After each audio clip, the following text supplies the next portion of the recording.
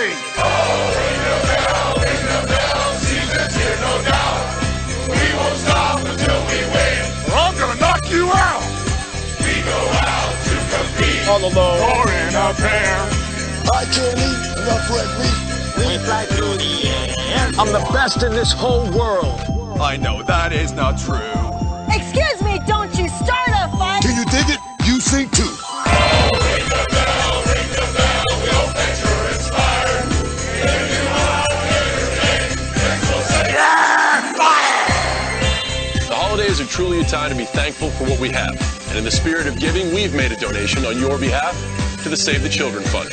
From our WWE family to yours, happy holidays. Happy holidays from WWE.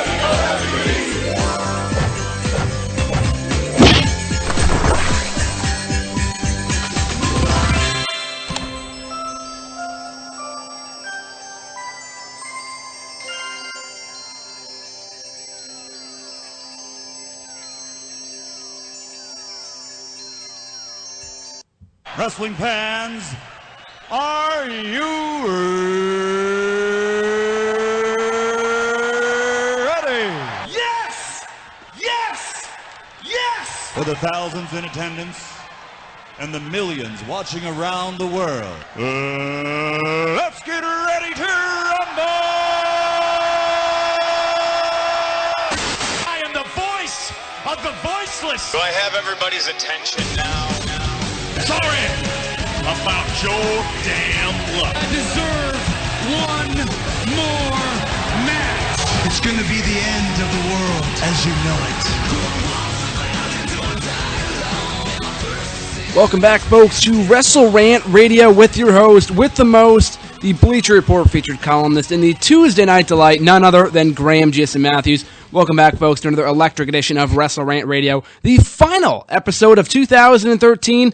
It's been a very fun time doing this show over the past 2 months since its premiere on October 8th, 2013. We'll be kicking it off in the new year on January 28th, 2014. It's going to be extremely exciting. That's another 5-6 weeks away.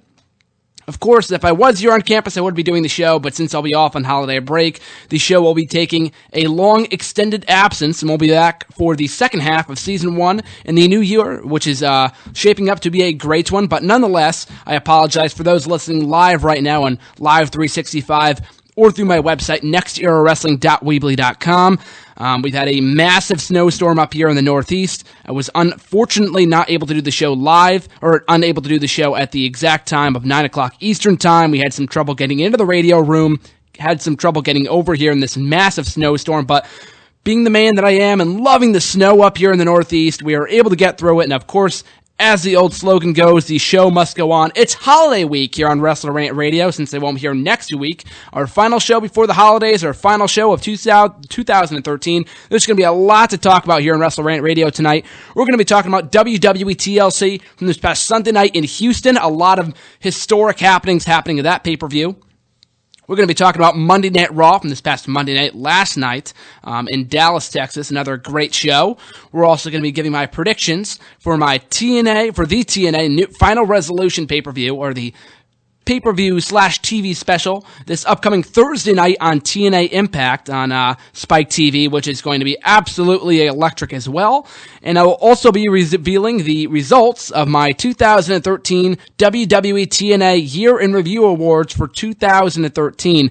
It was very shocking, to say the least. Some more than others, some categories more than others, but it was great to see back the results. Thank you to everyone who voted in the polls. The polls have been open for the last week and a half. I should have opened them a little bit earlier, but we had a number of people vote in the polls over at nexterrawrestling.weebly.com, my official website. So for that, I thank you. But before we get into any of that, just time for my shameless plugs.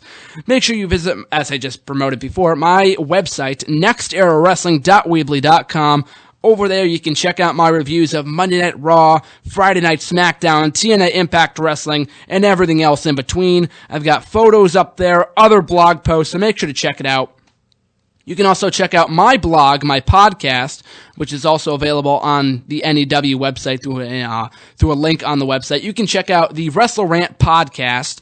It is WrestleRantRadio.podbean.com for my exclusive interviews with the stars of the wrestling world. Up there, you can check out my interviews with that I took with stars of New England Championship Wrestling that I took back in November, I want to say, as well as Alchemania. Those are up there as well. So a lot of cool interviews. You can check them out all at the podcast. Once again, WrestleRantRadio.podbean.com. You can take that URL, pop it into your mobile device on Safari only, not Chrome, and you can press a little arrow at the bottom of your screen and download the app to your official homepage on your mobile device, and you will be notified of when new podcasts and or new interviews are up. So that's exciting. Make sure to check that out. Also, make sure to listen to the repeat of WrestleRant Radio right here on live365.com. You can check it out on Saturday nights at 8 o'clock Eastern Time, 7 Central Time. Of course, it's only going to be this upcoming Saturday the 21st, and then after that, it won't be airing repeats any longer because new episodes of WrestleRant Radio won't be coming back until late January 2014. So just make sure to keep that in mind. But speaking of such, before I go on with my shameless plugs here, just a few exciting announcements. My archived episodes of WrestleRant Radio are now playing at various times over the course of the day over at pw247.net, the former home of my old talk show, Save Us GSM, so you can listen to WrestleRant Radio over at pw247.net. A lot of other exciting original content on that website as well, so make sure to check it out. Also, I am also in cahoots with another website for them to put my shows up on iTunes, which is also extremely exciting. I've been trying to find a place to upload all the archived episodes of WrestleRant Radio since its debut back in October. I have been unable to do so up to this point on my official website of Next Era Wrestling. However, during the break, I'm going to be working on that, hopefully upgrading the website to get a premium deal. So I will be able to upload the episodes in their entirety to the website at Next Era Wrestling. So that's extremely exciting. For more information on that, since I won't be here to promote that, you can check me out on my Facebook page. Simply search Graham GSM Matthews. All the exciting information up there, all news, updates, articles, podcasts, stories, and much, much more. So give it the old thumbs up, Graham GSM Matthews Facebook page. Also, make sure to check out my official Bleacher Report profile. Again, just search Graham GSM Matthews. New articles every Saturday for my WWE Week in Review column. That's also available on Next Era Wrestling. New content over the course of the week as well. So make sure to check out my profile for all my Bleacher Report articles, as well as my YouTube channel, Graham GSM Matthews. I'm everywhere, folks. Just search Graham GSM Matthews. Check out YouTube for the official excerpts of this show. You can subscribe to me there, and also other original content. So that's all the places that you can find me, and many, many more places as well. So I'm all over social media, so simply search Graham GSM Matthews. And without further ado, we'll go into the 2013 WWE TNA Year in Review Awards.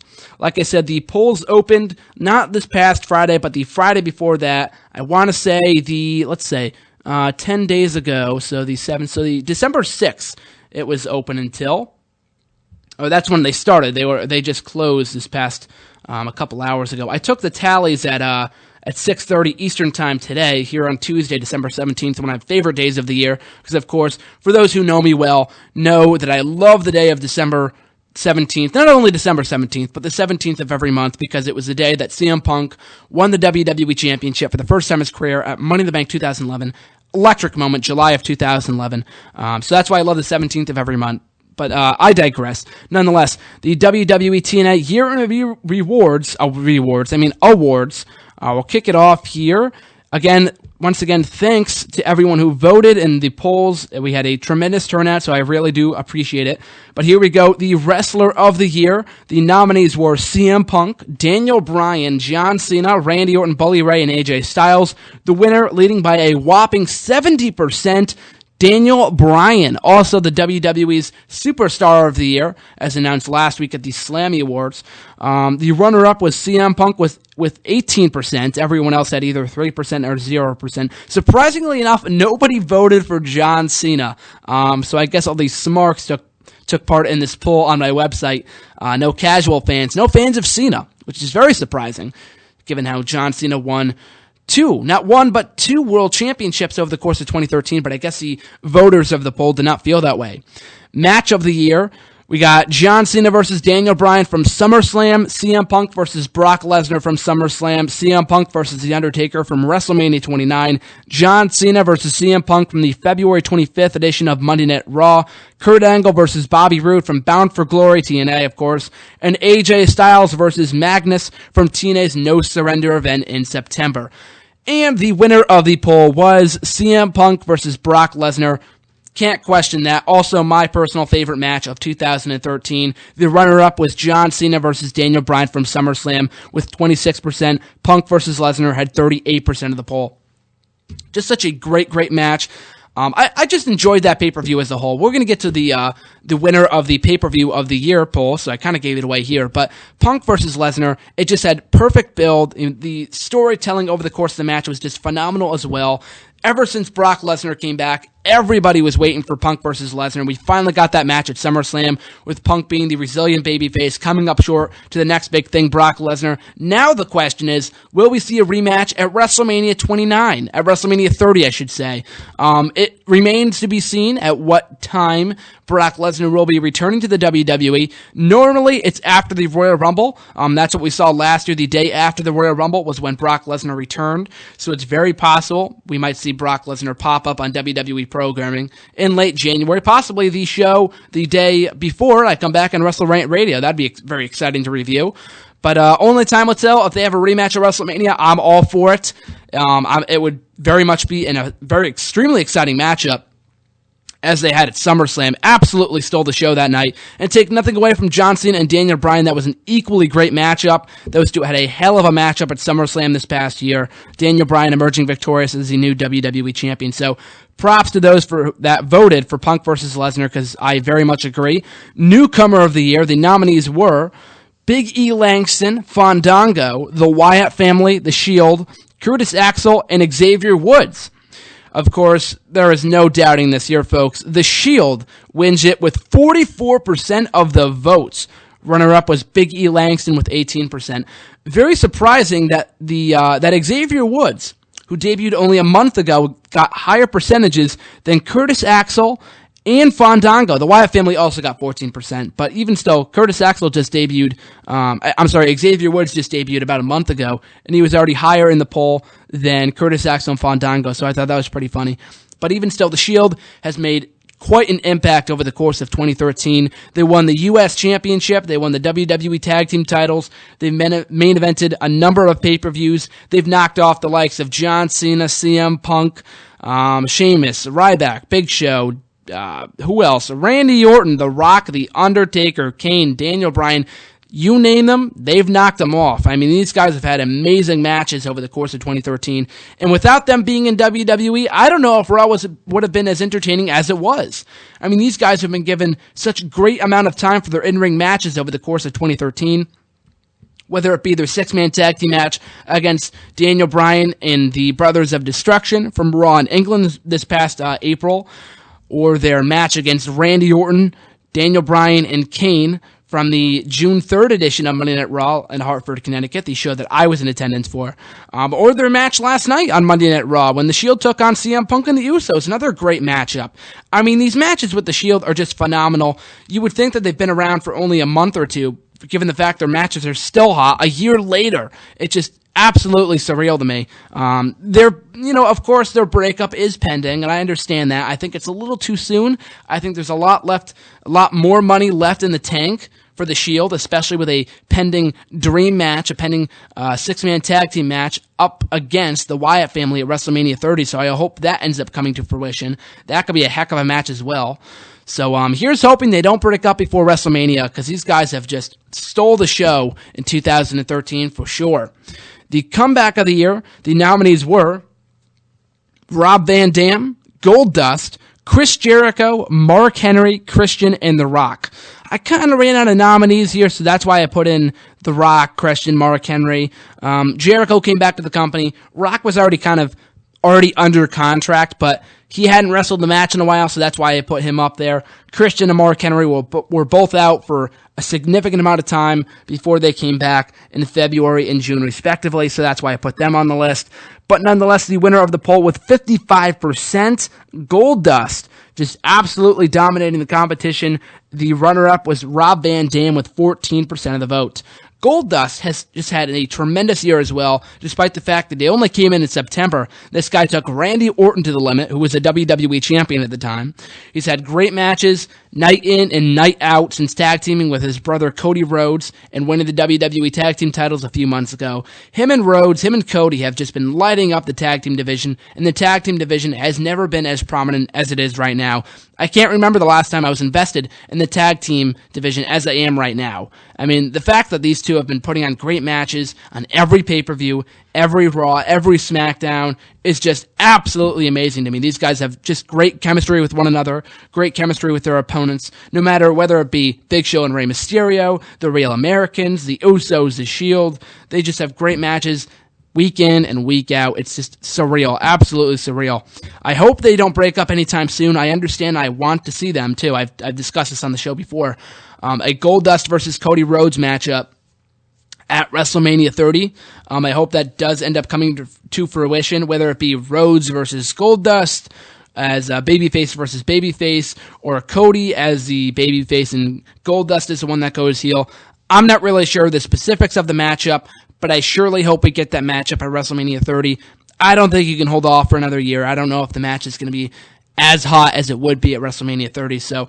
But even still, Goldust, just a tremendous comeback from September to this point forward. Up next, we had the biggest disappointment of the year, with Ryback taking the poll with 37%. The other nominees were Wade Barrett, The Miz, who was the runner-up with 18%, Curtis Axel, Fandango, and the Aces and Eights. I couldn't agree more with this pick. Ryback had a very disappointing 2013 after rising to prominence, rising up the ladder of success in WWE in 2012. He main evented a number of pay-per-views in 2012 as well as 2013, but all of those matches against John Cena he lost. He lost the Royal Rumble. He's only won one match on pay-per-view in 2013, and that was against Chris Jericho at Money in the Bank.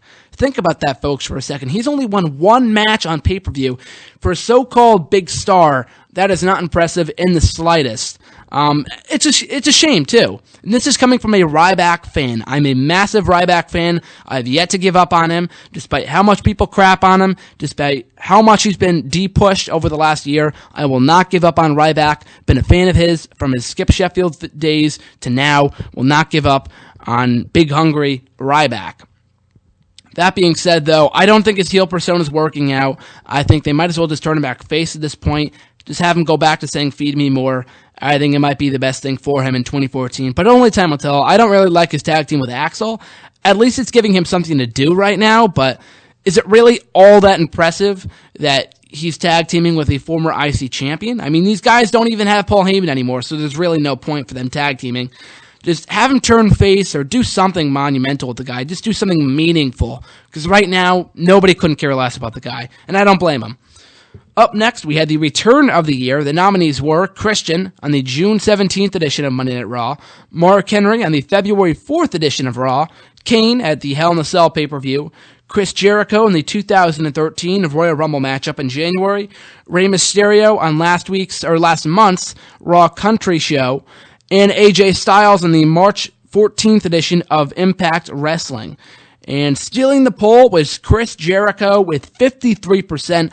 I remember being so excited that Chris Jericho returned at the 2013 Royal Rumble. Nobody saw it coming, because remember, when Jericho first came back in 2007, people knew it was him based off the vignettes. Same thing in 2012, people knew it was him based off the vignettes. 2013, he was the second entrant in the Royal Rumble match, alongside his arch rival Dolph Ziggler, the same man who, quote-unquote, retired him a number of months prior. So that was extremely exciting, and what a way to kick off one of the best Rumbles in years. Such a very fun Royal Rumble matchup this past year, very much due in part to Jericho and Ziggler, who were in the match for most of the matchup. I believe they spent, respectively, 45 minutes maybe, or even more than that possibly. But Jericho just had a great run over the course of 2013. Sure, he didn't win many matches, but he won a heck of a lot more matches than he did last year when he came back. He had great matches against Fandango, who he put over at WrestleMania, might I add. He had a decent match here or there with Ryback, some great matches with Daniel Bryan, Wade Barrett, CM Punk. The list goes on and on as far as good matches that Jericho has had over the course of 2013, and here's hoping he continues to have great matches when he eventually comes back. Surprisingly enough, AJ Styles was the runner-up for that poll with 19%. I didn't think many people from many TNA fans voted in this forum, but I guess so, since AJ Styles was the runner-up. AJ Styles also had a very good 2013. He came back with that new dark persona, which I very much enjoyed, by the way. Speaking of AJ Styles, and I'll get back to my thing in a second, the fact that his contract with TNA has since expired legitimately, not only in storyline, but legitimately, AJ Styles is currently a free agent. I don't want to give anything away as far as his whole title situation on Impact and all that stuff, because the next maybe 4 or 5 episodes of Impact have already been taped in advance, so I don't want to give anything away. I don't even know the full story, so I don't even want to speak on it. But, getting back to the task at hand, AJ Styles, he went on to win the Bound for Glory series, have great matches with Magnus, with Kurt Angle, with Bobby Roode, just so many individuals he's had great matches with. Who else? Austin Aries, also at No Surrender. Just a lot of great matches from AJ Styles. Went on to win the TNA World Heavyweight Championship in the main event of Bound for Glory before, saying deuces to the company the night after or the week after on TNA Impact Wrestling, and we haven't seen him on Impact since. I don't know if we ever will again, based off what people are saying, but I digress. Moving forward, the tag team of the year, the nominees were Team Hell No, Bad Influence, Bobby Roode and Austin Aries, The Shield, Cody Rhodes and Goldust, and the Usos. Of course, still in this one away, The Shield, specifically Roman Reigns and Seth Rollins. I put Team Hell No on here because some people may forget, that might feel like forever ago that Daniel Bryan and Kane were still a faction, but Kane and Daniel Bryan were a very entertaining team. They were a team for about half the year. From the first half of 2013, going into June, not so much into July, but from January to June in 2013, these guys were a very formidable tag team, were the reigning WWE Tag Team Champions for a very, very long time, had one of the longest reigns as WWE Tag Team Champions in history. So they had a lot of great matches as well, but Seth Rollins and Roman Reigns, you got to give it up to these guys. Whether they're holding gold or not, they've been putting on great matches since day one. Cody Rhodes and Goldust, you can argue the same thing, but they became a tag team in September. Roman Reigns and Seth Rollins have been a tag team since the start of the year, so that's why I gave them the edge, and obviously the voters were thinking the same thing that I was. So it's great to see Seth Rollins and Roman Reigns pick up the win in that category. The Women's Wrestler of the Year, the nominees were Caitlyn, AJ Lee, the current reigning Divas champion, Natalya, Gail Kim, Mickie James, and Taryn Terrell. Of course, the biggest landslide of them all and all of the Year in Review awards, AJ Lee with 81%. The only runner-up was Caitlyn with 7% of the vote, which was amazing. So, that being said, AJ Lee has also had a fantastic 2013. She wasn't holding gold for the first half of the year, but she was a very key part in all of Dolph Ziggler's storylines. She turned heel almost exactly a year ago at WWE's TLC event. She won the Divas Championship for the first time in her career in a great match with Caitlyn at Payback in June, and has been the reigning Divas champion ever since. Speaking of AJ, actually, I'll get into it a little later in the show, in regards to her incident with Michelle Beadle, I think that's how you pronounce it, from the Tribute to the Troops taping from I believe over the weekend. I'll get into that in a little bit when I talk about TLC. Moving on here, the Shocker of the Year.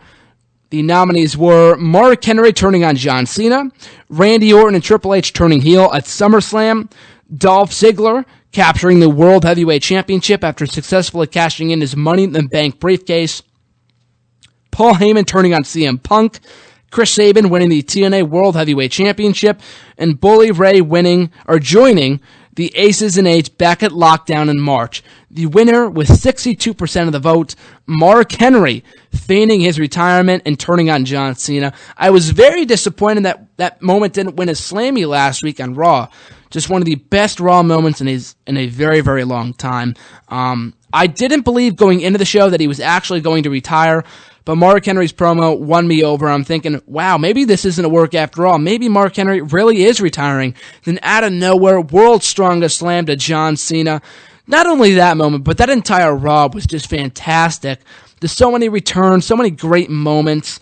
I love that Raw so much. June 17th, 2013. If you didn't watch the show, or if you loved the show as much as I did, go back and watch it. It was just such a great show, and a great moment in particular with Mark Henry turning on John Cena. And it's a shame, too, because Mark Henry went on to contend for the WWE title at SummerSlam, at Money in the Bank in July, and hasn't done anything of note since. I know he got injured for a few months, and has since returned, but he really hasn't done anything meaningful since that program with John Cena, which is a shame because he's great on the mic and does deserve at least one more run with a world championship before he retires. The show of the year, the nominees were Monday Night Raw, Friday Night SmackDown, TNA Impact Wrestling, WWE Main Event, WWE NXT, and WWE Superstars.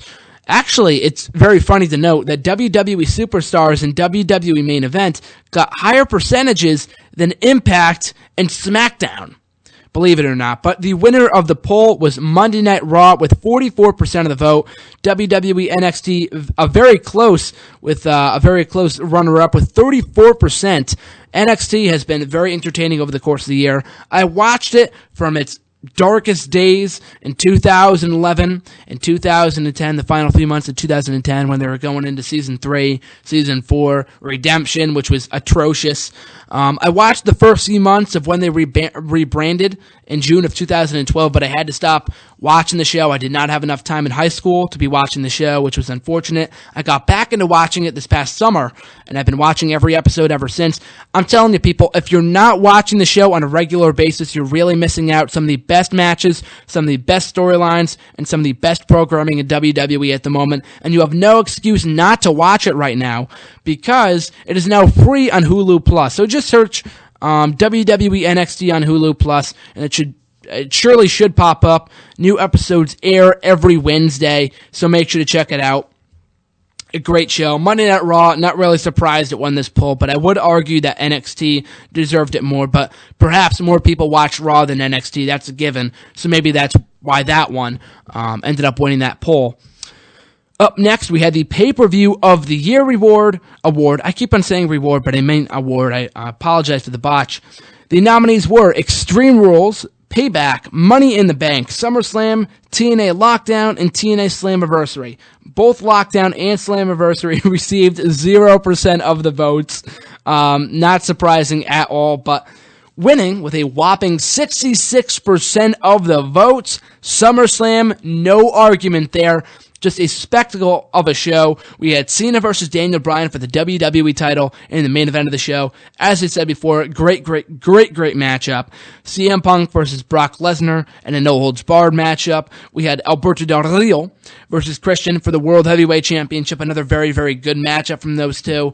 So there is no doubt in my mind that SummerSlam deserved this award. And the runner-up was Payback with 16%. Another great show, where we had a new world champion in Del Rio. Del Rio turned heel. Ziggler turned face. AJ Lee won the Divas Championship. And Curtis Axel won the Intercontinental Championship.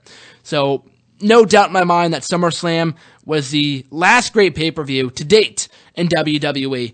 TLC was pretty good. I'll get into this in a little bit. But it was nowhere near as epic as SummerSlam, and some would argue that was the last moment in time that WWE TV was actually interesting.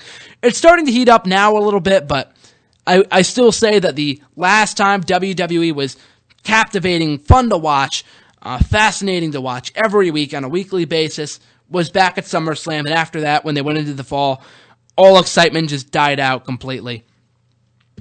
And the feud of the year, last but not least, the feud of the year. The nominees were Randy Orton versus Daniel Bryan, CM Punk versus Paul Heyman, Cody Rhodes and Goldust versus The Shield, Triple H versus Brock Lesnar, Gail Kim versus Taryn Terrell, and John Cena versus Ryback. very surprised with the winner of this one. The winner with 38% of the votes, Cody Rhodes and Goldust versus The Shield, which lasted, it's still going on to this day, but these two teams started feuding back in September when the Rhodes brothers were out of a job after Cody Rhodes was fired. Goldust was starting to appear on WWE more and more each week. And then we had their match at Battleground, which was fantastic. We had another great match between them at Hell in a Cell, and that triple threat tag team title match, also involving the Usos. So these two had a very, very great rivalry over the last few months.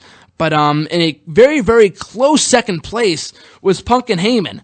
And I would argue that was the feud of the year. I know a lot of people won't agree with that. It really was early on one of the best feuds in a long time because it was personal, it was legitimate. These two do indeed in real life have a very close bond with one another. So it was real. It was real television when these two were having promos together in June, July, and August. Of course, the feud kind of died down a little bit after Night of Champions, after Curtis Axel got involved, Lesnar left, and Ryback got involved, and then Punk just dominated Ryback, and Ryback was absolutely no threat to Punk at all, so that was a waste of time. So yeah, I would definitely say the feud died down in its final few months, but it was hot as hell over the course of summer, so it is very close. I would give the nod to Punk and Heyman, but I could see why a lot of people would vote for Cody Rhodes and The Shield, the Rhodes brothers versus The Shield. Well, that closed out the 2013 WWE TNA Year in Review Awards. Thanks again to everyone who voted in the polls, and I hope to do something similar next year on my website at nexterawrestling.weebly.com. So with all that being said, we'll move right along right now to Monday Night Raw. Even before that, actually, we'll get into WWE TLC from this past Sunday, airing on December 15th, 2013, live from Houston, the 5th annual TLC pay-per-view event. Kicking off the show in the pre-show match, we had Fandango versus Dolph Ziggler, a very disappointing 4-minute matchup. Given the fact that both guys are very good in the ring, you would expect them to have been given more time, have a very high-paced, entertaining matchup. That was not the case on Sunday night. Fandango went over clean. Actually, it was with help from Summer Rae, but the fact Fandango even went over was asinine. Ziggler, a former world champion, who ended up getting his win back anyway the next night on Monday Night Raw. So I thought this was pointless, and the poor booking of Dolph Ziggler continues. Fandango, I've said it before, I'll say it again, couldn't care less about the guy. The gimmick is what bothers me the most. He's a very good worker in the ring, don't get me wrong. It's just the fact that his gimmick disallows him from me taking him more seriously as a competitor. I think that's the whole issue and why I don't feel attached to the Fandango character as many others do.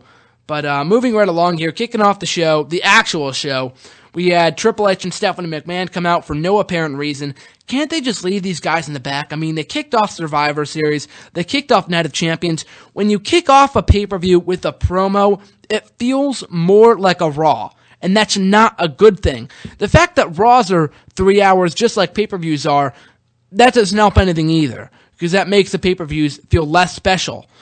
So, that being said, I don't think this was necessary. You didn't need to have Triple H and Stephanie McMahon come out to open up a pay-per-view. You know, opening up a Raw I can live with, but opening up a pay-per-view, that's where you draw the line. Nonetheless, the first official matchup of the show saw CM Punk take on The Shield in a 3-on-1 handicap matchup. A great match to kick off the show, a very hot opener between Punk and all three members of The Shield. Punk ended up going over after looking to hit the GTS on Dean Ambrose, moved out of the way. Roman Reigns, who injured his eye earlier on in the matchup, inadvertently spearing Dean Ambrose instead. Punk picking up the scraps and picking up the victory. So Punk, I believe his 4th consecutive pay-per-view win after defeating the Wyatt Family at Survivor Series and Ryback at Battleground and Hell in a Cell, respectively. Punk, who lost many matches on pay-per-view over the course of summer, is gradually getting back his mojo on pay-per-view, which is great to see. I recently read a stat that said Punk hasn't lost a match on Raw since, what was it? I think the March 11th or something like that. An episode of Raw in March. of 2013, so which is extremely surprising. Of course, he lost on Monday Night Raw last night, but before that, he hadn't lost a match on Raw since March, which is very impressive. But even still, such a great matchup to kick off the show at TLC. The planting of the seeds for a pending Shield breakup continues, not something I really want to see. As much as I love the Shield together, it's only a matter of time before they break up, and I have a very strong feeling that Roman Reigns will be the babyface coming out of that feud, or coming out of the Shield, which doesn't surprise me in the slightest, given the fact that he's been given, he has the look of a babyface. He has that look that Vince McMahon loves so much that would want to make him into a top star in WWE. So, very good matchup to kick off TLC. Up next, we had a Divas title matchup with AJ Lee successfully retaining against Natalya. A very surprising incident occurring at the Tribute to the Troops taping, and this kind of ties into the matchup, that's why I'm mentioning it. I think Tribute to the Troops was taped either last week or over the weekend. I'm not really sure. I think it was last week. But at the tapings, backstage, AJ Lee confronted a celebrity, and I say that with air quotes because I had no idea who this chick was before I read this report, and I apologize if I botched this, but I believe her name was Michelle Beadle, Beadle. She was apparently seen speaking backstage to CM Punk, AJ Lee's apparent boyfriend, and AJ Lee was upset over the fact that CM Punk was upset, or reportedly upset over something that Beadle said to Punk, something that was unkind or hurting. I don't know. I forgot what it was. But even still, AJ Lee was upset about that, confronted Beadle about it, and apparently just went off on her in front of some very important people backstage in WWE, some higher-ups, the powers that be. And the powers that be did not like that at all. AJ Lee has yet to comment on the matter on any of her social media websites. Michelle Beadle has since taken it to Twitter to say that she really didn't provoke AJ in any way. Her and Punk are very good friends. He just said, I guess she'd call them something, a mother effer or something like that, but she said that's what she calls all of her friends, so he shouldn't have taken offense to it. Apparently AJ did take offense to it. I'm not really sure what the whole situation was or what it entailed or anything like that. I'm not really keen on all the details of the incident, but apparently AJ Lee was in hot water going into the TLC pay-per-view, which is why a lot of people expected her to drop the belt to Natalya.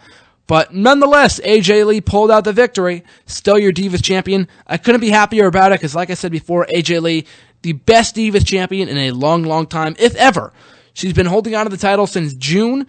I believe the longest Divas title reign is at 7 months with Maurice, so I would like to see AJ break that record by, going on to retain the Divas title until February at the very earliest, thus breaking the longest reigning Divas title record in history of Maurice. So AJ Lee, still your Divas champion after TLC. Intercontinental Championship matchup saw Big E Langston put his title on the line against Damian Sandow. Decent matchup. Not a lot of people cared. I mean, Big E Langston's over, as is Sandow, but the build was there. This matchup got built, don't get me wrong, but it was just a standard matchup. The ending outcome was never in doubt. It was just kind of a Raw matchup, something that you would see on Monday Night Raw. Hell, you would see on Main Event. It wasn't really anything of note at all. Langston went over, still your IC champion. It would have been asinine to take the title off of him at this point since he only won it a mere month ago. But even still, good showing from these guys. They just didn't get a lot of love from the crowd, understandably so, because the feud didn't really have much importance. They didn't really bring their A game to this matchup. It wasn't an intense brawl or anything. It was just a standard matchup. Langston wins. Everything that you would expect it to be. Up next, we had a WWE Tag Team title Fatal 4-Way match that saw Cody Rhodes and Goldust put their title up for grabs against Rey Mysterio and The Big Show, the Real Americans, and Ryback and Curtis Axel, who are apparently calling themselves Rybaxel. So, this matchup, absolutely awesome, as the crowd chanted throughout the matchup.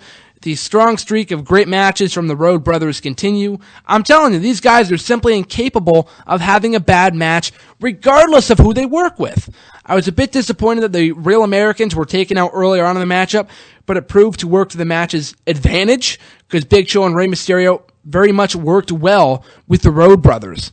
So it looks like we're going to be getting a feud out of those two teams going forward after what happened on Raw. I'll get to that in a minute. But another great matchup, another reason why the tag team division right now is it as hot as it has ever been in a very, very, very long time. So great to see Cody Rhodes and Goldust still the WWE Tag Team Champions coming out of TLC. Now time for the filler matches, because of course WWE had since realized that they did not have enough matches on the advertised card to fill up all 3 hours, so they threw in 2 bonus matches, which kind of brought the show down a little bit. Not even in the sense that they brought the crowd down after a couple hot matches. They just didn't serve any purpose at all. I mean, they worked in the sense that they were buffer matches, just nobody cared at all.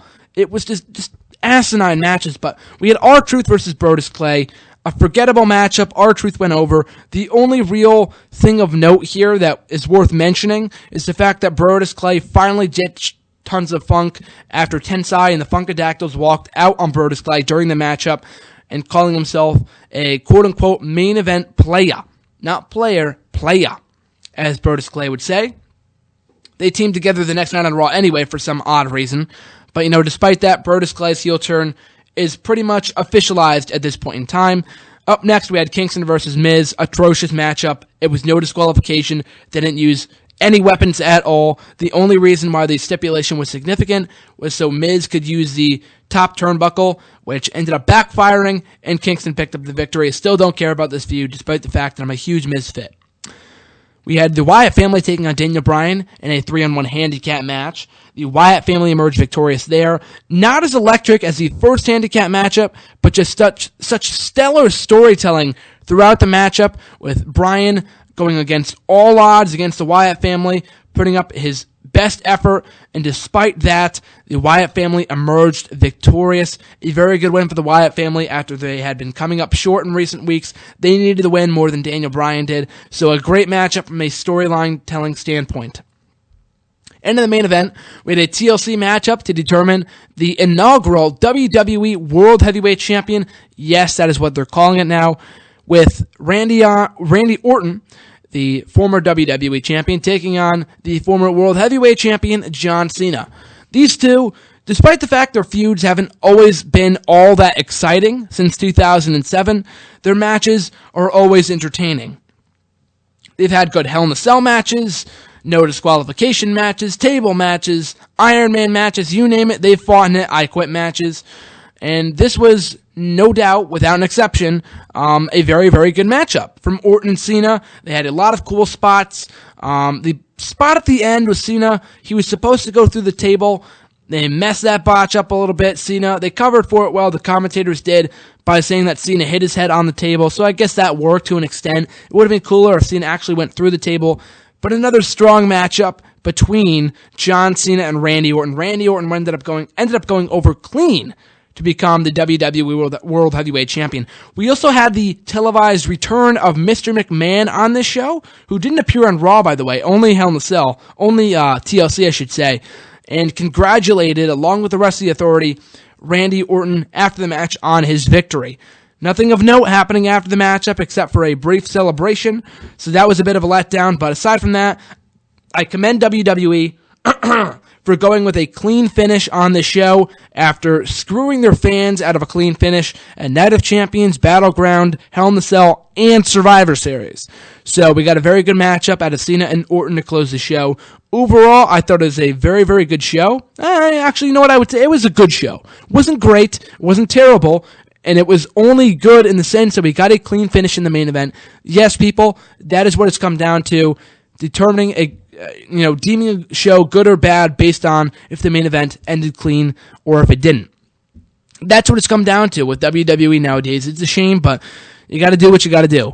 But even still, though, a very good show with the main event matches, Punk and Shield, the Bryan and Wyatt Family, the TLC matchup, all very entertaining matches. Looking forward to where the WWE product goes from here. They've been slightly improving with this show and then Raw the next night.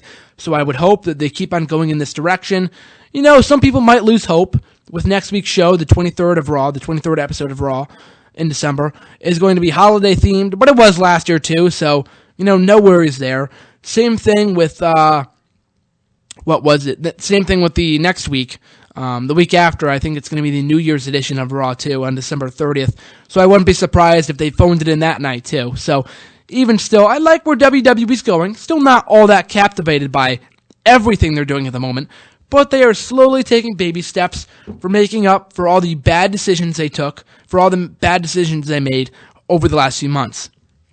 Going into Monday Night Raw, I think it might be worthless to go through every match on the show right now. But, even still, I'll go through some of the matches. Orton's championship celebration to kick off the show. Cena interrupted. Main event matchup was made between Bryan and Orton. Standard segment to kick off the show. Nothing much more to say than that. Big Show and Rey Mysterio defeating Cody Rhodes and Goldust. Another very good matchup from both teams. Another reason why the tag team division has been reinvigorated in recent weeks. In recent months, I should say. The tag team division has been an absolute fire as of late. Been loving every minute of it. What I don't love, actually, is the team of Big Show and Rey Mysterio, when it would make more sense to put Big Show with Mark Henry, who he was supposed to tag team with a couple months ago before Henry got injured, and you put Rey Mysterio with Sin Cara, another tag team that was together before both superstars got injured earlier this year. Sin Cara didn't even appear on the show, despite the fact that he beat Alberto Del Rio both at last week's Raw and the week before that. Didn't even appear on the show, so that was weird. But even still, Rey Mysterio and Sin Cara, I assume the only reason why they're together. Big Show had a terrible push in the main event, so now they're trying to, cover that by putting him in an entertaining tag team with Mysterio. Mysterio is still somewhat injured. His knee is. So putting him in a tag team is smart, but I think putting him in a tag team with Sin Cara, Hunico, whatever you want to call him, is a better move because those guys have better chemistry. I hope Big Show and Rey Mysterio aren't the ones to take the titles off of the Rhodes brothers. I think it's still too soon to take the titles off of the Rhodes brothers. Maybe at the Royal Rumble, maybe even at Elimination Chamber, if they want to go with the Cody Rhodes versus Goldust match at WrestleMania. But if there's anyone that's going to take the titles off of the Rhodes brothers, it should either be the Usos or the Real Americans, because both teams are very, very deserving of a run with the WWE Tag Team titles. The last thing right now Big Show should be holding is a championship. The last thing he should be holding right now is a title. He does not need any more championship gold. Neither does Rey Mysterio. I would be more interested about them in tag team division, in tag teams, had they been tag teaming with Mark Henry and Sin Cara, respectively. Moving right along here, we had Dolph Ziggler defeating Fandango in a rematch from TLC. Another very underwhelming matchup between these two. Went even shorter than their matchup at TLC did. This one ranked, was clocked in at 3 minutes, whereas their pre-show matchup from TLC clocked in at 4 minutes. So that was a bit of a disappointment. Ziggler picked up the victory. I assume a rubber match will be held either this week on SmackDown or next week's Raw. Couldn't care less, honestly. But Ziggler, like I said before, is in just no man's land right now. And he said in the WWE.com exclusive, also on their YouTube channel, that this was his quote-unquote turning point. I don't know how you would deem a win over Fandango a turning point, especially given the fact that it came over via a roll-up. I don't know why WWE feels the need to protect Dolph Ziggler right now, or protect Fandango. He means next to nothing at the moment. But even still, hopefully this is a turning point for Ziggler. I don't even care if you have to turn him heel to make him relevant again. Just do something with the guy. He's over with the fans. People love him. Do something meaningful with Dolph Ziggler. That's all I ask. That's all I want for Christmas, is for WWE to do something meaningful with Dolph Ziggler going into the new year. Fingers crossed, people. We had Big E Langston and Mark Henry tag teaming to take on the Real Americans. A good tag team matchup that got surprisingly great time. This matchup went over 10 minutes, maybe 10 to 13 minutes, I think. Big E Langston and Mark Henry are apparently a faction now, or apparently a thing, if you didn't already know it. Very good to see that. I think they could make for a very dominant tag team, eventually leading to a feud between the two, either at WrestleMania, maybe before that. I would hope so at WrestleMania. It could really boost the prestige of the IC title. But I hope Langston and Henry don't become a full-fledged tag team, because Langston should really focus on bringing some importance back to the IC title. And he has been as so far, with 2 successful title defenses under his belt, no pun intended, over Damian Sandow and Curtis Axel. So hopefully he doesn't give up his IC title run in favor of the WWE Tag Team titles. But even still, I like the idea of a Henry Langston tag team going into WrestleMania. Maybe we have Mark Henry go heel, and we put those two together in a monster versus monster matchup at WrestleMania for the Intercontinental Championship. Langston goes over, and Mark Henry puts Langston over as the next big thing in the process. Also on this Raw, we had Ryback and Curtis Axel taking on Tons of Funk. The matchup was an absolute afterthought. Ryback Axel went over after Brodus Clay did not tag in. I guess that's a new way of turning heel nowadays. Miz didn't tag in Kofi.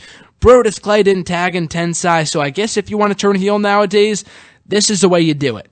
So, but even still, I could not be happier that Brodus Clay is back to being the monster that he should have been from day one. I enjoyed the Funkasaurus gimmick, don't get me wrong, but it well overstayed its welcome, so I'm very glad that we're finally getting back the monster Brodus Clay.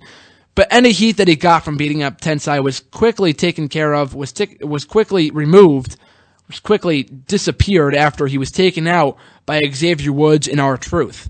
I don't mind Brodus Clay feuding with those two, but if they really want to make Brodus Clay into a hashtag main event player, then he should be destroying everybody. Brodus Clay, R-Truth, Tensai, Xavier Woods, R-Truth, whoever. He should be destroying anybody who dares to put a stop to his reign of terror.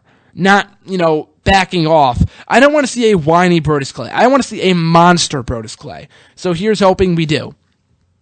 We had a quick promo from Shawn Michaels and CM Punk, and don't think this will lead into anything down the line, because Shawn Michaels tweeted after the show that he was called in at the last minute.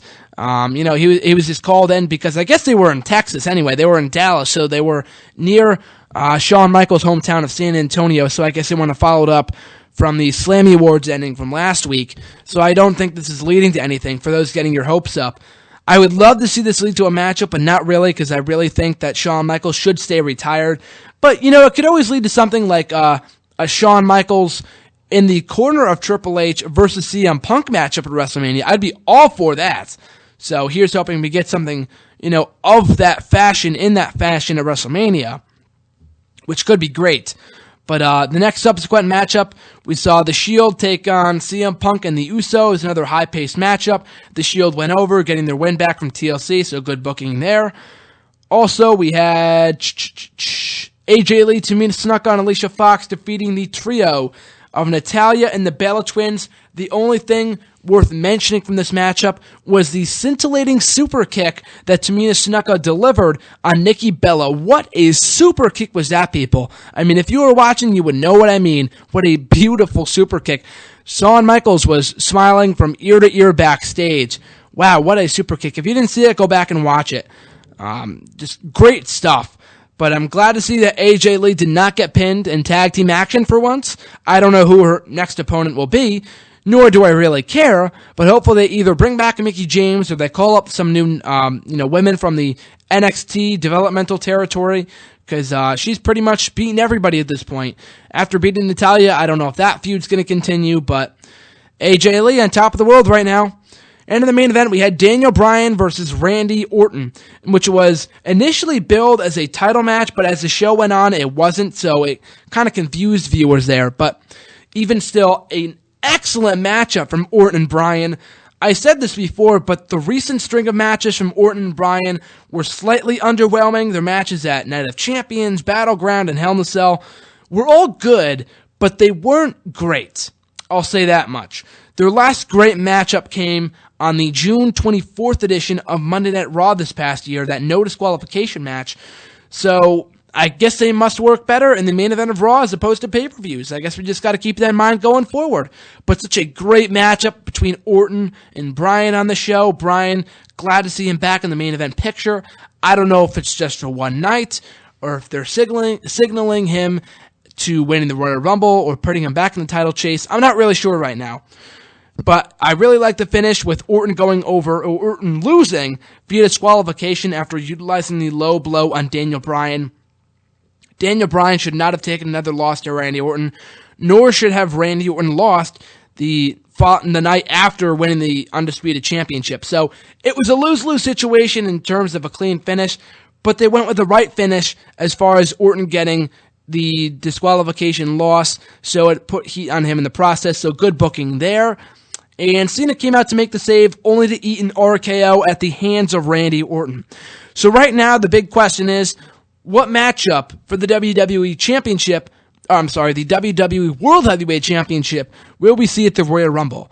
Will it be Orton versus Cena, Orton versus Bryan, or a triple threat match? Orton versus Bryan we've seen before, and we all know that Cena still has his rematch. So I don't want to see Orton versus Cena again, and if we do, I'd be fine with it if it means Bryan is winning the Rumble. But if we get a triple threat match between the three, it could prove to be a great matchup. I was hoping to see that matchup back on Night of Champions after Cena lost the title to Daniel Bryan at SummerSlam this past year, but he had to take time off due to getting surgery on his elbow, so that match was no more. But even still, though, I'd be very much looking forward to a triple threat matchup or just a one-on-one matchup between Orton and Bryan or Orton and Cena, whatever way they do it. The WWE World Heavyweight title picture right now is as exciting as it's ever been in months. So I'm glad to see some intrigue going forward with the Randy Orton character, who really turned his heel persona up a notch on the show, which I was very impressed by. But overall, I really enjoyed this episode of Raw. I thought it was great. Actually, I thought it was pretty good. It wasn't great, but we had some very solid in-ring action. A lot of tag team matches, like I said before. The WWE Tag Team division right now is shining, so I'm glad to see that. But even still, I thought it was a good episode of Raw, much better than most episodes of Raw are nowadays. And it goes to show that maybe WWE is finally realizing their product, excuse my language, is shit right now. Maybe they're finally realizing that their product is completely garbage right now. So maybe they're going to strive to fix that in 2014, which is great to see. But with all that being said, I look forward to the Royal Rumble, our next pay-per-view, on the road to WrestleMania, which begins at the Royal Rumble next January, which is when I will be back for WrestleRant Radio. I'll say it one more time. Like I said before, this is the final episode of WrestleRant Radio in 2013, but I will be back on January 28th, I think it is, with the mid-season return of WrestleRant Radio. We will be back on that Tuesday of January 28th at 9 o'clock Eastern Time, 8 Central Time. We're going to be reviewing the Royal Rumble and much, much more. A lot of improvements coming in the show, coming in the new year, so don't miss out on that. But you can also check out, now time for these shameless plugs, my website, nextEraWrestling.weebly.com, for WWE TNA rumors, recaps, and more. All of that on NEW Next Era Wrestling.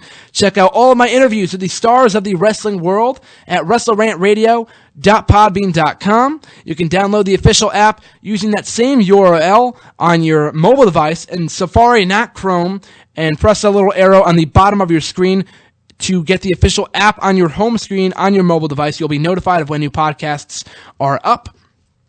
Listen to the repeat of WrestleRant Radio on Saturdays at 8 o'clock Eastern Time, 7 Central Time, only this Saturday, because, of course, every Saturday going forward, there won't be a new episode of WrestleRant Radio, so only for Saturday, December 21st, the first day of winter, actually, the summer solstice, or the winter solstice, I should say, so looking forward to that. Also, make sure to like my official Facebook page at Graham GSM Matthews. Like that page. Check me out on Bleacher Report at Graham GSM Matthews as well. And also, once again, simply search Graham GSM Matthews on YouTube for all original content as well as excerpts exclusively on my YouTube channel of this show and much, much more. 2013 has been a great year personally for me in the wrestling world. Not so much in the last few months, but WWE's been slacking, TNA a little bit too. But here's hoping to pick up the scraps going into 2014, which has the potential to be a great year for both the WWE, TNA, and the world of wrestling as a whole. It's been great doing this show from October to now. I'm very much looking forward to my return to WrestleRant Radio on Tuesday. Once again, I'll keep on promoting it. Tuesday, January 28th, 2014. It's going to be the first Tuesday after the Royal Rumble pay-per-view, which is when I will be back on Endicott campus, on Endicott territory. So I'm very much looking forward to that. And once again, the final episode of WrestleRant Radio before the holidays. So I'll say it once more. Happy holidays, whether you celebrate Christmas, Kwanzaa, Hanukkah, Three Kings Day, whatever it may be. I hope you have a fantastic holiday. And we'll see you right back here in the new year for one last time in 2013. This is the Tuesday Night Delight. The Bleacher Report featured columnist Graham GSM Matthews and the host of WrestleRant Radio signing out one last time. This is WrestleRant Radio's own Graham GSM Matthews. We'll see you in 2014. Good night, folks. And once again, happy holidays.